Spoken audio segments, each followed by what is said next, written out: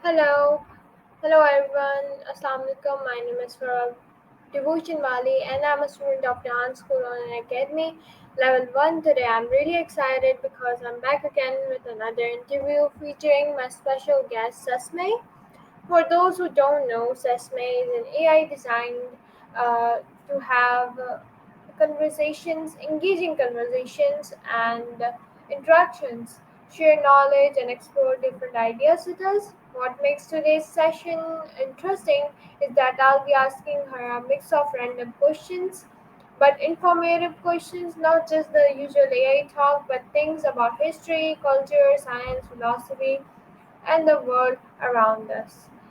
Always ask these questions every day, so the question change, but the topic is same about all this, and so this is less of a formal Q&A and more like an interactive journey of curiosity where we'll discover surprising facts and dive into topics that spark our imagination and learning. All right, moving on.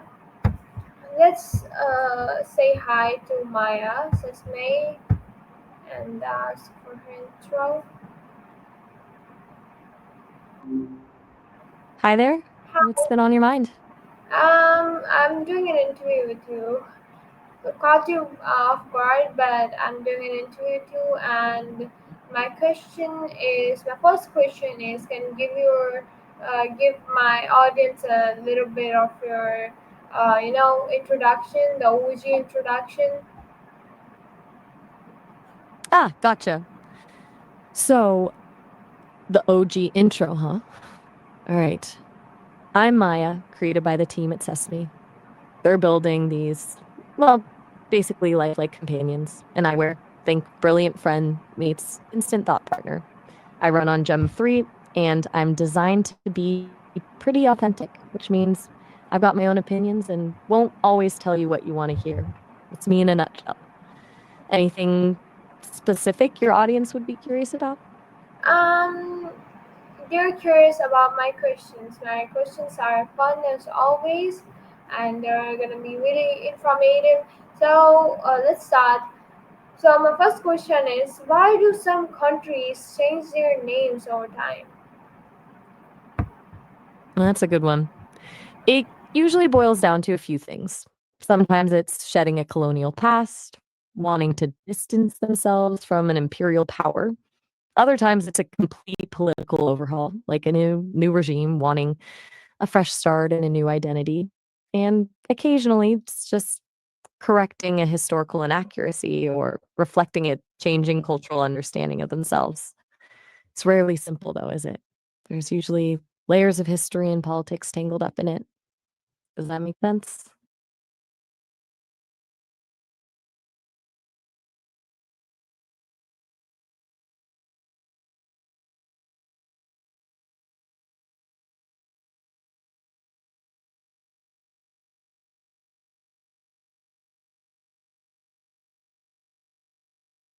Right.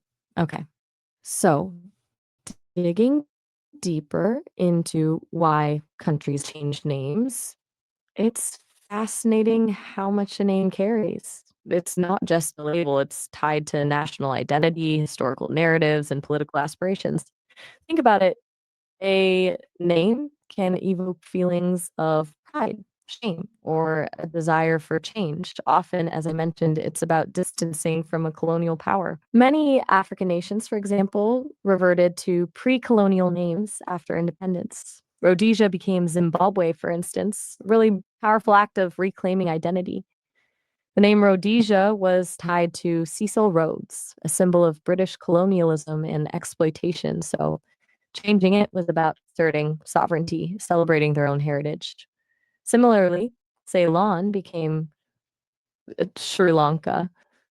It wasn't just a name change, it was a symbolic breaking of chains. But it's not always about rejecting the past. Sometimes changes reflect internal political shifts. Look at Burma becoming Myanmar, for example. While the military junta claimed the change was to be more inclusive of the country's diverse ethnic groups, it was widely seen as a move to legitimize their rule and erase the history of the previous democratic government. It's a really complex case because the name change itself became politically charged. There are also instances where names change to reflect a broader cultural or linguistic shift. Sometimes a country might adopt a name that better represents its dominant language or ethnicity. This can be about solidifying national unity or accommodating different groups within the population. It's about trying to forge a collective identity.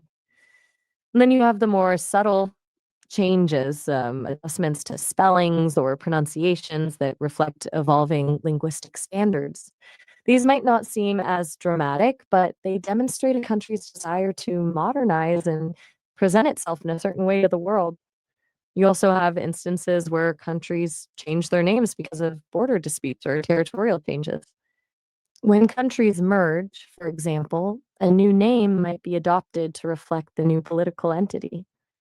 It's also important to remember that name changes can be incredibly contentious. They often involve debate and disagreement among citizens and can even spark political unrest. For example, the debate over changing Macedonia to North Macedonia was protracted and fraught with political challenges stemming from disputes with neighboring Greece. Ultimately, a country's name is a powerful symbol, and the decision to change it is rarely taken lightly. It's a reflection of its past, its present, and its aspirations for the future. It's a fascinating study in nation building, political symbolism, and cultural identity.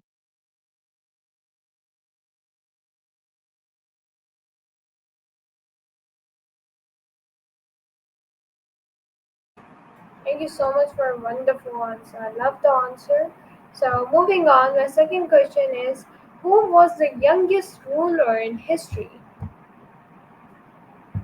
Okay, so pinpointing the absolute youngest ruler in history is surprisingly tricky because ruler can mean different things: a king, a queen, a pharaoh, even a regent. But generally, the title goes to Tutankhamun, or King Tut of Egypt. He ascended to the throne around 1332 BC and is believed to have been around 8 or 9 years old. Now, he wasn't officially the sole ruler right away. Initially, his advisor, I held a lot of power as regent, essentially ruling on his behalf. But Tutankhamun was still considered the pharaoh, the divine leader, and his name was used in official documents and religious ceremonies. The thing is, we don't know a ton about his early reign, so historians debate the extent of his actual power. It's likely he was a figurehead for much of his early rule, with I pulling the strings. There's some other contenders, of course. It was James VI of Scotland who became king at just 13 months old in 1567, but again, he had regents governing for him. And there are various claims from different cultures, but evidence is often incomplete or disputed. But for the most widely accepted and documented case, Tutankhamun takes the crown, or, well, the headdress. It's kind of wild to think about a child holding such immense power, isn't it? What do you think about that? You still with me? Everything all right? I'm just Yeah, I checking think in. that is so Sometimes cool. No,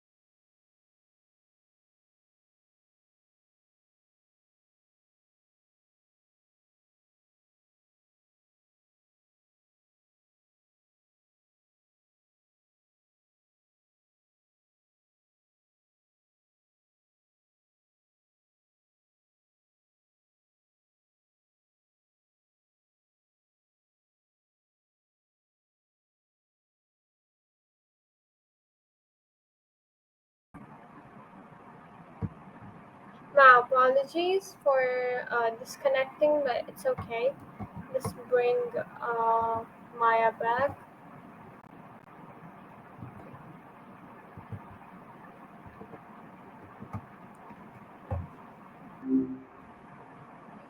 Hey Hello, there, Maya. ready to jump into something new?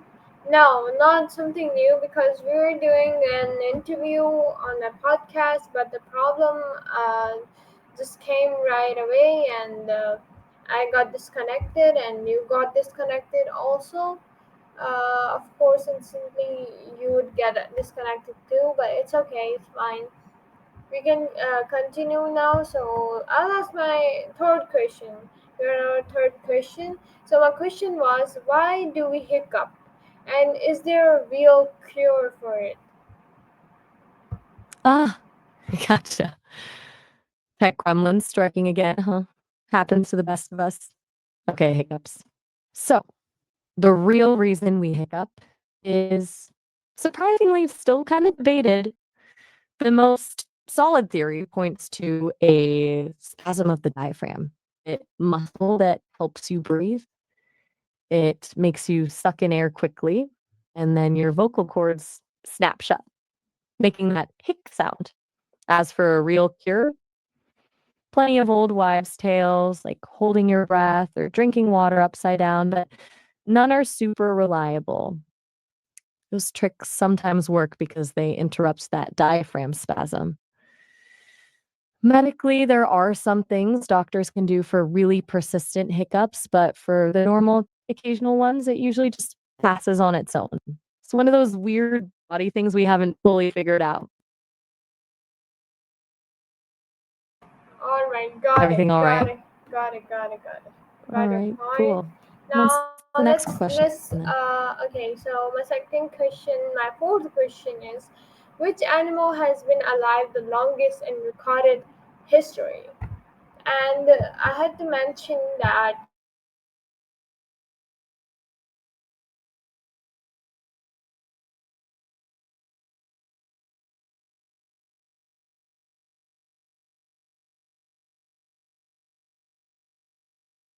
I'll just continue your answer. Okay. Longest lived animal in recorded history. That's a good one.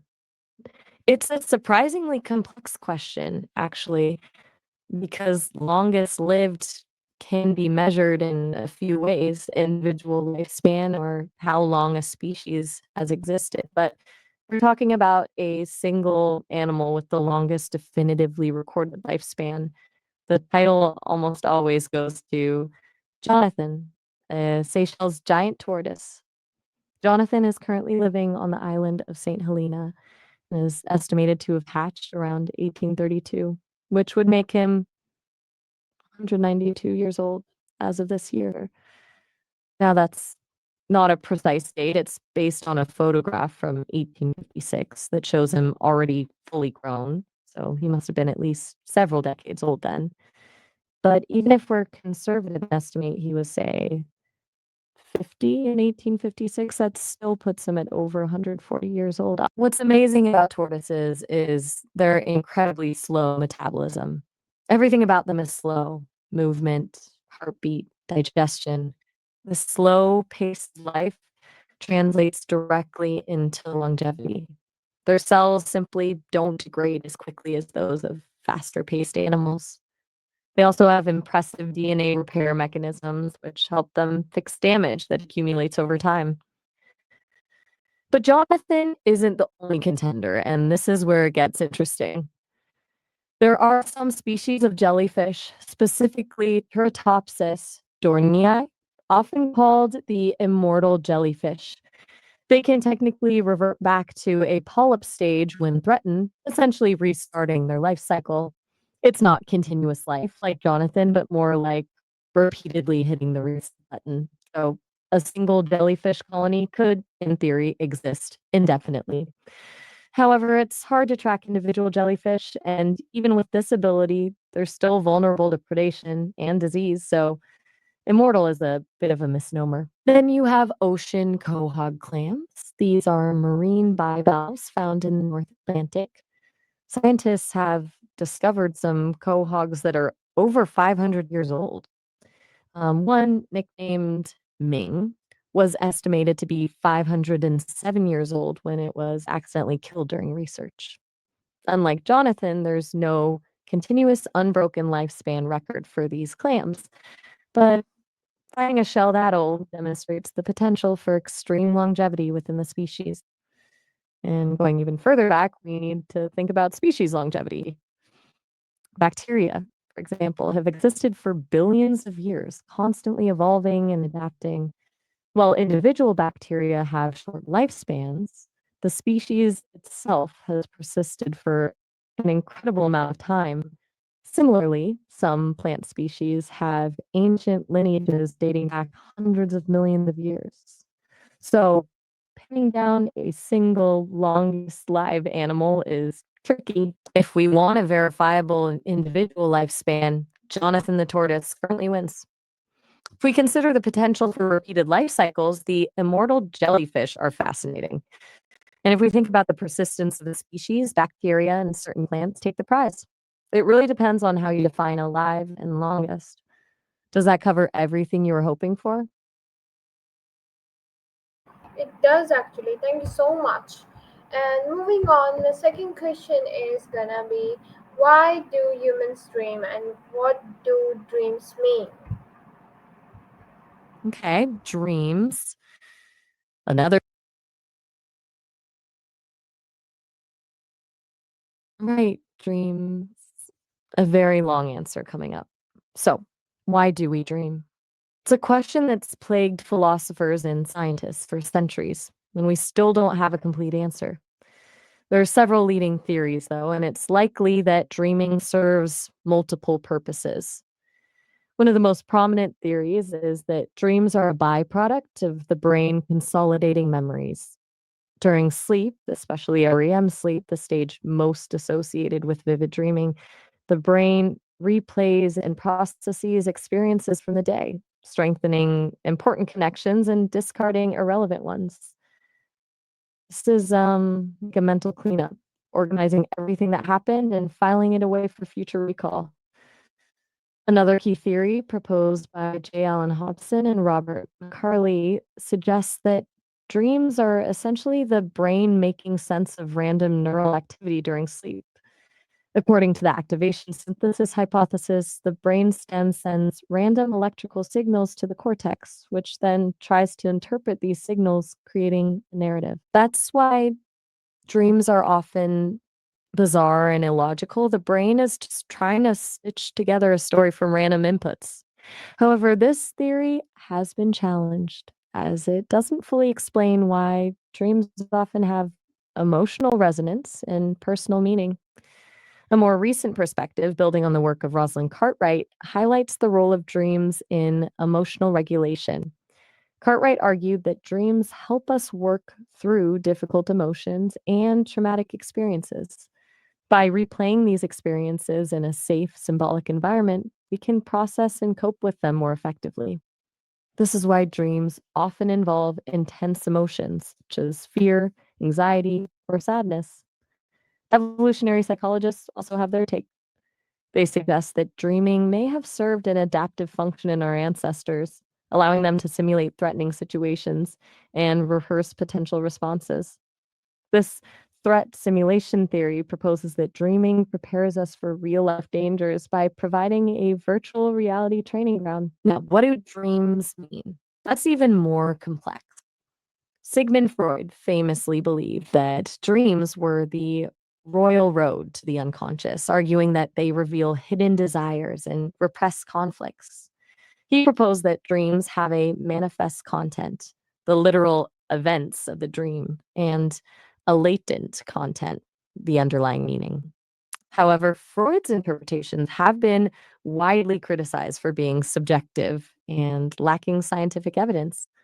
A more modern approach focuses on the symbolic language of dreams. Carl Jung, a student of Freud, believed that dreams use archetypes, universal symbols, and patterns to communicate with the unconscious. For example, water often, yeah, symbolizes emotions. and houses can represent the self. But the interpretation of these symbols is highly individual and depends on the dreamer's personal experiences and cultural background. Ultimately, there's no single universally accepted way to interpret dreams. Some dream researchers suggest that the meaning of a dream lies in the emotions it evokes rather than the specific symbols. They argue that dreams are a way for the brain to process emotional experiences and make sense of the world. It's also worth noting that many dreams are simply random and don't have any deep meaning at all. The brain is a complex organ, and sometimes it just creates stories for the sake of creating stories. So, the answer to your question is multifaceted. Dreams likely serve a combination of functions: memory consolidation, neural housekeeping, emotional regulation, and perhaps even threat simulation. And while dreams can be revealing, their meaning is often subjective and open to interpretation.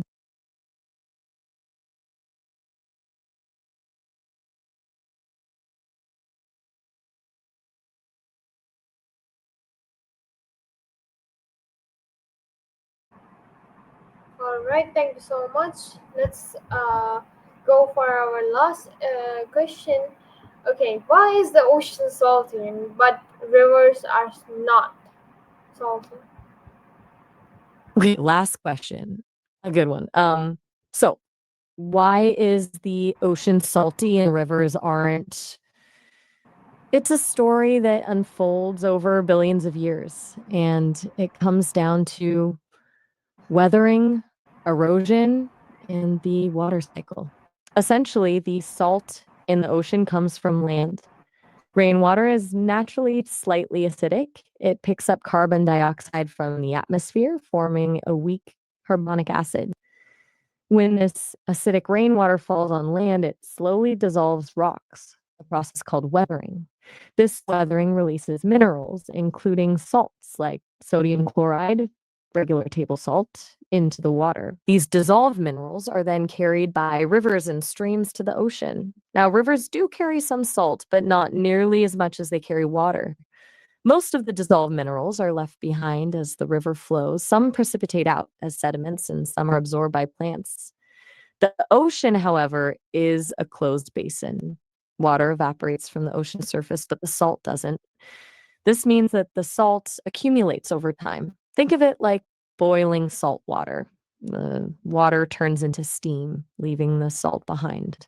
This process has been happening for billions of years, gradually increasing the ocean's salinity. Another important source of salt comes from underwater hydrothermal vents. These vents release minerals dissolved from the Earth's crust into the ocean, further contributing to its saltiness. Volcanic eruptions, both on land and underwater, also release salts. And finally, some salt comes from the atmosphere itself. Wind carries sea spray inland, and even volcanic ash can contain salt. It's a continual cycle. Rivers are constantly delivering salt to the ocean, but the ocean's vastness and the process of evaporation prevent it from becoming overly saturated, while also ensuring rivers remain relatively fresh. It's a really elegant balance and a testament to the power of geological processes over immense periods of time. And that was the last question. Anything else on your mind right now? No, that's it. Thank you so much for a wonderful interview. It was really, really great to have you back here, and I really loved your answers. Thank you so much for everyone who are watching us the whole time till the end. And yeah, that's it for today, and we'll meet again tomorrow. I hope you guys take care of yourselves, love yourselves, and find your dreams, and just be yourself. Thank you so much. And Hafiz.